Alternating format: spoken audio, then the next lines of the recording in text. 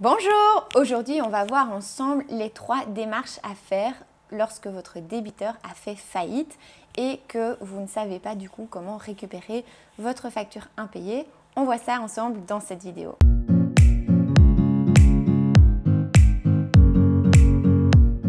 Qu'est-ce qui se passe en pratique quand votre client fait faillite? Vous vous dites, en fait, voilà, c'est perdu d'avance, il n'y a aucune solution, je ne sais plus rien faire, je ne vais plus jamais revoir mon argent, je ne vais jamais être payé.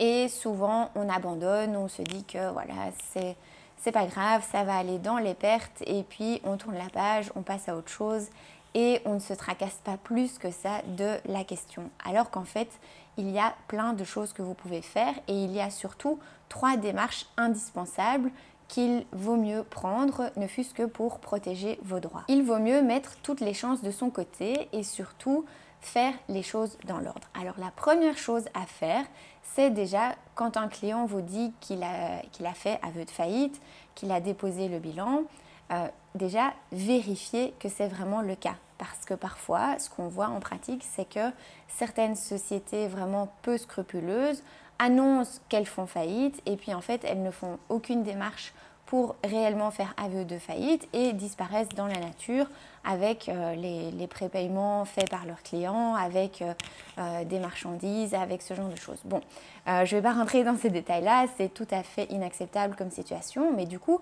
quand on vous annonce qu'une société fait faillite, il faut vérifier au Moniteur belge, à la Banque Carrefour des entreprises, que c'est vraiment le cas. Ce que vous pouvez faire aussi, c'est contacter le greffe du tribunal de commerce du lieu du siège social de la société pour avoir peut-être une information via ce canal-là. Bon, en tous les cas, faites quelque chose pour vérifier qu'il y a réellement une faillite. S'il n'y a pas de faillite, eh bien, la société continue d'exister. Ça, c'est la première chose. Deuxième chose que vous pouvez faire, c'est introduire une déclaration de créance auprès du curateur. Alors aujourd'hui, il y a une plateforme en ligne qui a été mise en place pour permettre justement aux créanciers de déposer leur déclaration de créance. Encore une fois, je le dis assez souvent, mais le temps est vraiment important. Vous avez un délai en déant lequel vous devez faire votre dépôt de créance. Ça veut dire vous devez vous manifester auprès du curateur pour lui dire voilà, monsieur le curateur, j'ai une créance de autant. La société dont vous êtes chargé de la faillite me doit X milliers d'euros. Et en tout cas, à ce moment-là, le curateur peut savoir que vous êtes le créancier et combien vous doit encore la société.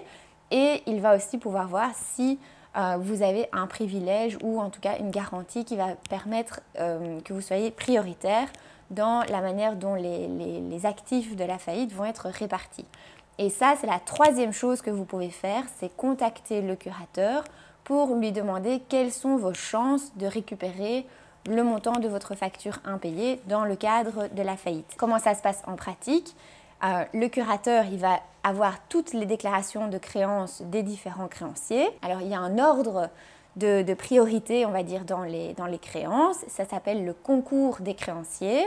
Et il faut voir à quel niveau vous vous placez dans ce concours des créanciers. Et du coup, en fonction de votre place dans la liste des créanciers, en fonction aussi du montant que le curateur va pouvoir récupérer dans la faillite et l'importance de l'ensemble des créances, le curateur va pouvoir vous dire quelle est un petit peu la chance, le pourcentage de chance que vous avez de récupérer votre montant ou pas du tout.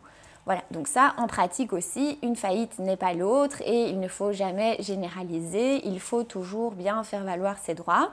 De plus, si vous faites votre déclaration de créance, ça va vous permettre aussi de le déclarer dans votre déclaration TVA parce que du coup, vous avez émis une facture avec de la TVA, vous devez payer de la TVA sur ce montant, mais en fait, vous n'êtes pas payé. Donc, si vous avez introduit votre déclaration de créance, vous pourrez inclure ça dans votre déclaration TVA pour au moins ne pas devoir payer la TVA sur cette facture-là. Voilà, donc ça, ce sont les petites choses à faire si votre débiteur, votre client fait faillite. Il y a d'abord vérifier que la société a réellement fait faillite et ça en pratique, c'est parfois pas le cas, donc vraiment faites attention à ça. Deuxième chose, s'il y a vraiment une faillite, eh bien, introduisez votre déclaration de créance. Un avocat peut vous aider avec ça, bien évidemment. Vous pouvez aussi le faire via la plateforme en ligne Rexol.